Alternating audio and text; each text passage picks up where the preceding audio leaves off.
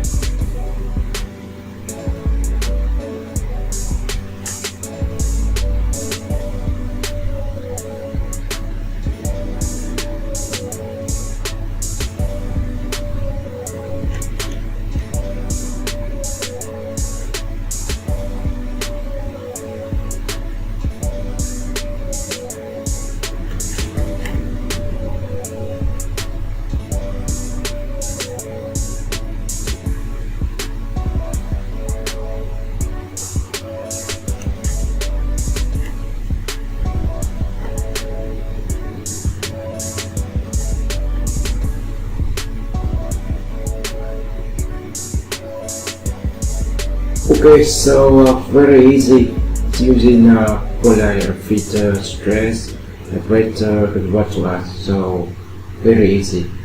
So this video to the end here. If you feel this video helpful to you, you can please subscribe, like, and share to everyone. Thank you so much.